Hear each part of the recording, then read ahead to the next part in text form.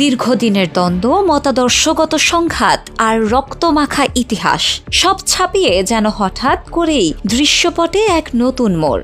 এ মাসেই প্রথমবারের মতো তালেবান সরকারের সঙ্গে সরাসরি ফোনালাপে অংশ নিলেন ভারতের পররাষ্ট্রমন্ত্রী এস জয়শঙ্কর। চমকে উঠেছে কূটনৈতিক মহল। যে তালেবান একসময় ভারতের শত্রু ছিল, সেই তালেবানের সঙ্গেই এখন সম্পর্ক মেরামতের পথ ধরেছে নয়াদিল্লি। এই নাটকীয় পরিবর্তনের সূত্রপাত আরও আগেই, চলতি বছরের শুরু থেকেই।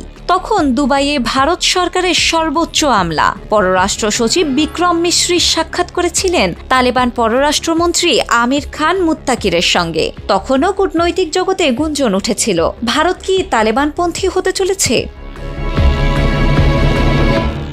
এরপর মে মাসে সেই জল্পনার সত্যতা মেলে।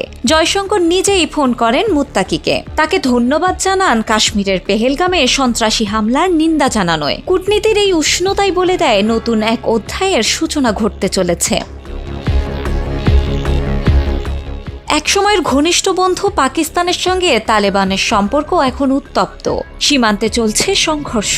এই সুযোগ কাজে লাগাতে চাইছে ভারত।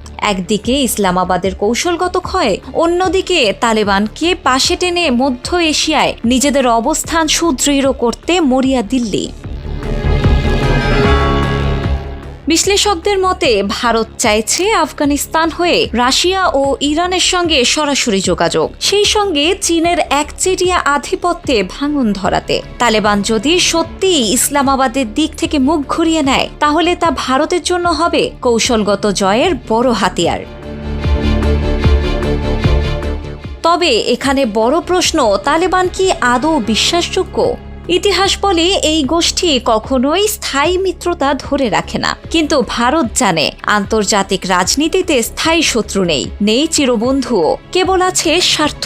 আর সেই স্বার্থেই আজ হাত মেলাচ্ছে নয়াদিল্লি ও কাবুল। তালেবান এখনও ভারতের আনুষ্ঠানিক স্বীকৃতি পায়নি, তবে সম্পর্ক যে দৃশ্যমান স্তরে চলে এসেছে তা স্পষ্ট। ভারতের এই পদক্ষেপ দক্ষিণ এশিয়ার ভূ রাজনীতিতে এক গভীর ঢেউ তুলেছে। শিলা ইসলাম, সময়ের আলো।